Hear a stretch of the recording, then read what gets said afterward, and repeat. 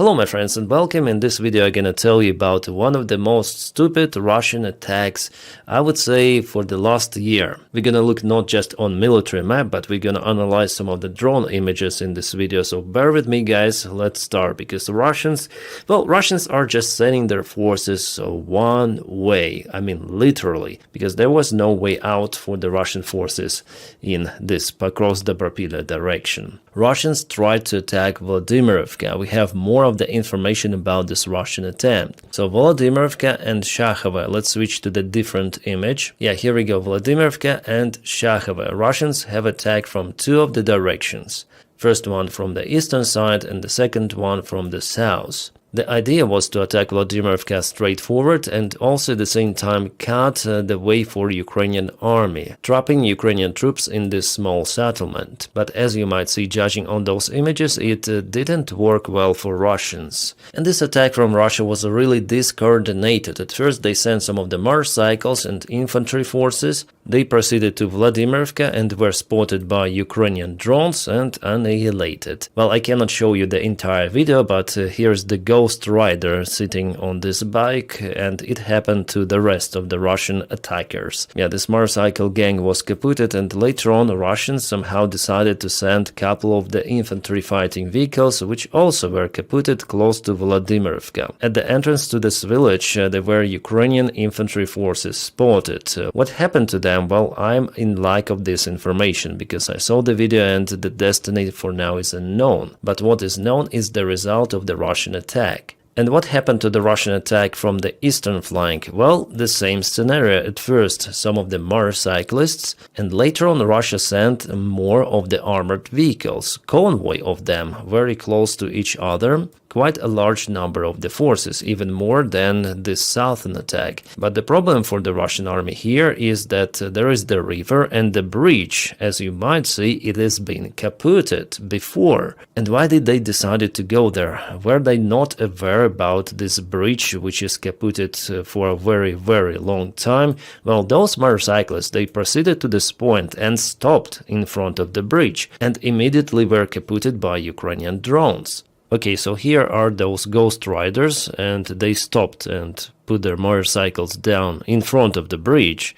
And what is next? You just see it on your screens. Oh my god, it seems like the Russian commanders, they are not aware that this bridge is already gone, and they sent their soldiers for the straightforward kaput. There is no any other explanation. They're just unable to cross this river on those bikes. I would say just infantry, they may try to cross this river on their own, like swim or jump or something, but on those even enduro motorcycles, it's not possible. But later the same road, Russia sent 1, 2, 3, 4 and maybe next many of the armored vehicles. Some of the vehicles were stopped because of the fire, and probably they diverted straight forward to Vladimirivka, judging on those kind of the images. But not every Russian vehicle was that lucky. But you know what? Russians decided to send one more convoy, and Ukraine opened the fire once again. You can see it here, and they decided to turn back. And yeah, they were going back at this stage. Well, probably someone told them that the bridge is after all no-go, so they are unable to move there with their vehicles. But for many of those vehicles it was already kind of late, because Ukraine used some of the FPV drones chasing them. The drone job was performed by the 1st Azov Corps. And according to the information I have, because Russians were not able to proceed across this bridge, they turned part of their forces straight to Vladimirivka, so there could be some of the presence of the Russian army, but Ukraine is using lots of the drones in this area, so if Russians place themselves here, it doesn't mean that it is for a very long time. I personally consider it as a useless operation, judging on all of those Russian losses, but it's the first major counterattack of the Russian army in Dnipro direction. Before just Ukraine was successful here, well, maybe Russians want to get Vladimirivka under control to let the group of the Russian army out out from this encirclement. So before Russia has withdrawn the forces partially from the southern part of the Pokrovsk direction,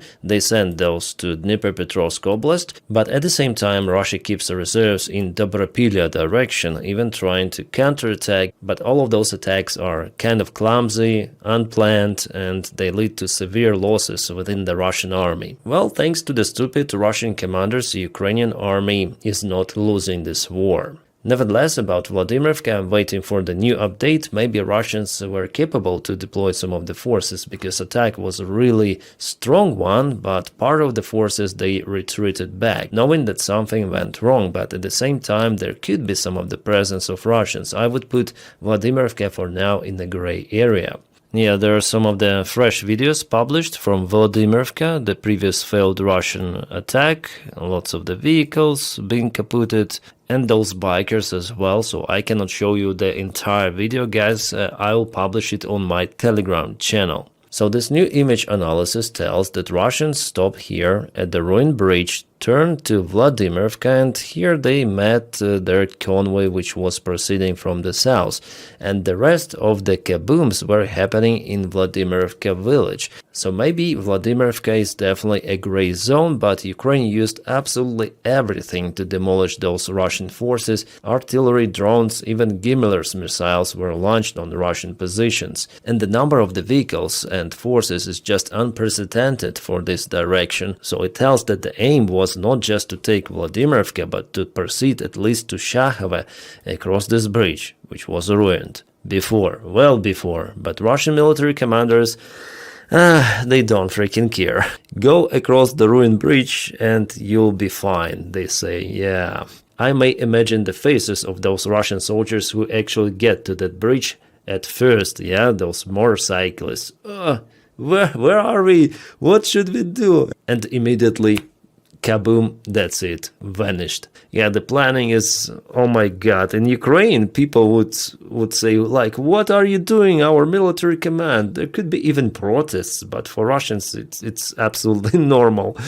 You know, throwing the forces just like that after so many years of war. Yeah, Russian command really helps a lot. And let's go to the south, Mirolubivka. Here Russians also attacked. It was yesterday, it is today. This gray zone a little expanded and also partially turned into a red one. Well, I don't have the confirmation from the drone cameras. We have this update confirmed by some of the local Ukrainian commanders, and I guess that Russians, after all, they have the capabilities to move here, at least reaching the river of Sina, and those bridges, they actually could be kaputted by Ukraine before not letting Russians cross the river. And this is the 3D map, Mirnograd and Mirolubivka, from which Russians are trying to cross this river. About this amber area, just don't pay attention that this information was presented by Russian channels. As always, they lie about their territorial gains, so here is the bridge and there is one more downhill. For Russians, this is kind of the obstacle to advance to Mirnograd. Well, in real life, there is no such a huge elevation as it's shown here, but still it is out there, and for Russians, obviously, it's not an easy way to advance from this direction. So they do it like here, yeah, now, to go to this bridge, and also one more passage is out there across the river, but so far they go just mostly with the gray area, limited forces, some of the sabotage groups. In general, for Russians, it would be way more profitable to go just across the railroad or this road to reach the southern part of Mirnograd and with urban fights propel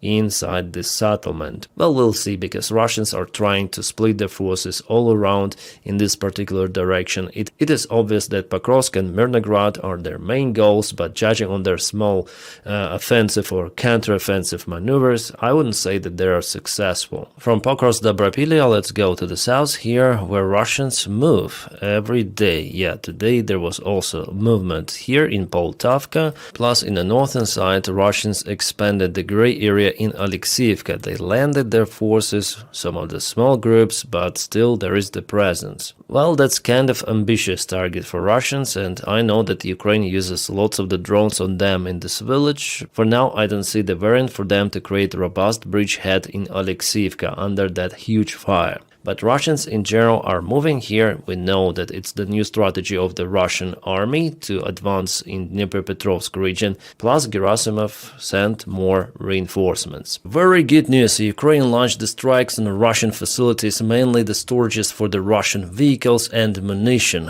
A Ukrainian SBU organization also responsible for the spiderweb operation conducted those strikes. In this case, SBU used FP2 drones, which are very powerful. They carry more than 100 kilograms of the payload, so way more compared to FP1 type. The operation was conducted per single night, and you see that this facility entirely it is ambushed. We may also say kaboom destroyed, so you see how many drones hit it. And later on FPV2 added some more. So here's for example, yeah, wow, such a powerful kaboom. SBU officials stated that at least 10 of the storages for the Russian army were eliminated, with some of the vehicles, munition. Yeah, sadly we don't see the result from the very close perspective, but this attack was successful. Well, we have just the evidence from the Russian Ruzzian battalion, Nazi battalion by the way. Their barracks were also destroyed. All of the strikes happened far behind the front line, so Ukraine tries to target Russian logistics. Alright, let's go to other news. The previous night Russia attacked Ukrainian infrastructure, first of all electrical power plants, mainly in Kiev and also in Zaporizhia, plus Kharkiv, Poltava, Kharkiv and Kremenchuk. The capital city of Ukraine, Kiev, went to a total darkness because of those strikes. The main electrical substations and power plants were significantly damaged. Russians even used the hypersonic missiles, which are very hard to intercept, if not impossible. Well, Ukraine also hit some of the infrastructure in Russia. This is Volgograd, ex-name is Stalingrad. There is some sort of the smoke coming from the place. What kind of the place? Well, for now it is unknown. This report was just published. And about the possible supplyment of the Tomahawk missiles to Ukraine, well, what I know, negotiations are ongoing, which makes this probability more real, but still it's tiny little one. I'm not saying that it is impossible, because physically it is possible. United States, potentially, if they really want, they can deploy the ground launchers to Ukraine with those missiles. But whether it's gonna be a political will from the White House, I have great doubts about it. And Vladimir Putin was asked about those missiles today on a press conference.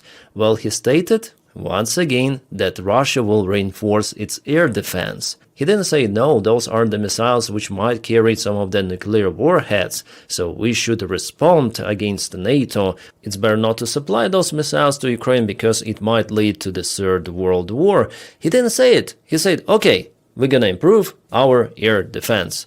It means that he's pretty much okay with this scenario, which means that the red line for the Tomahawk has already been crossed. Putin accepted that fate. The only question is now whether Trump is going to support that supplyment for Ukraine, because mostly what he does is blah blah blah. Donald Trump is mostly concerned about his Nobel Prize, which he wasn't able to win this year. But he posted this one: "Thank you, President Putin." So why did Donald Trump thank that murderer who, by the way, yesterday or the previous night, yeah, he killed Ukrainian civilians.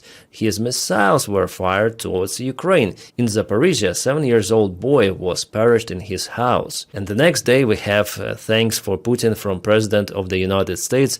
It is only because Putin said that nominees did nothing to the world, but he, so Trump, solves complex problems, crises that last for decades. And Trump here thanks him for those words which Putin says just to make Trump happy. Oh my god. So if you want to manipulate American president, just tell him that he's the best out there. And he would thank you and probably do something for you as a reward. And for this reason, guys, I continue to tell that the probability for Ukraine to obtain Tomahawk missiles is close to zero. I think it's more blah blah blah. Even though Putin is more than okay with that. And yeah, it seems like Nobel Peace Prize for Donald is pretty much important thing. More important than supporting democracy in Ukraine. For him, scenario than Russia occupies Ukraine but there will be no war any longer, well, it is an acceptable scenario. This year, the Nobel Peace Prize goes for a Venezuelan oppositioner, who already stated that Donald Trump also deserved the Nobel Prize. Well, after all, she got it. I'm not here to review this kind of the internal political stuff on this channel. Maybe I'll record separate video on my other channel, where I stream every day and also publish some of the videos. Here I speak only about political news that in one or other way touch Ukraine. For example, let's speak about Orban. Alright, here he is probably more ugly or less, it's arguable. Well, nevertheless, he posted some of the tweet today relative to Ukraine. Ukraine has already gotten into the smartphones of Hungarians. We will not allow this. So the Prime Minister of Hungary stated that the Ukrainian intelligence has infiltrated the TISA party and is providing support to help them to come to power.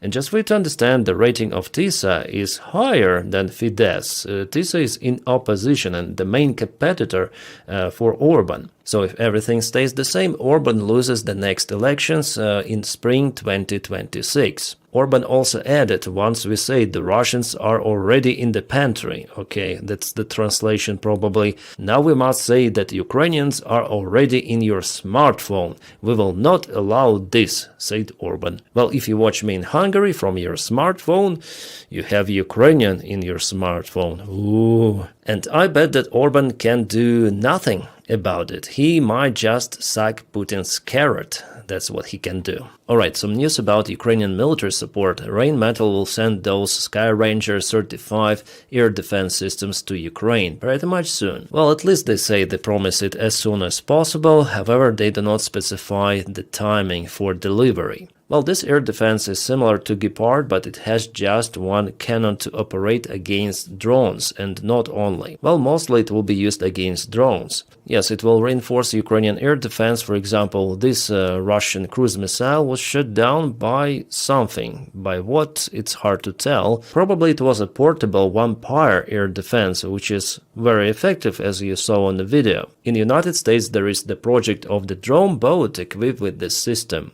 And also there could be a bigger Ukrainian support from the European Union, because they're working to confiscate Russian assets and to spend those for Ukrainian defense. The major part of the European bureaucrats are working hard for it to happen, but of course there is an opposition, first of all from Orban. Well, of course we'll be happy if Europe manages to do it, to take Russian money and to spend those for Ukraine. That's the best scenario ever, but no, in Europe it's very slow, it's very regulated. There are multiple of the opinions. It's not an easy way.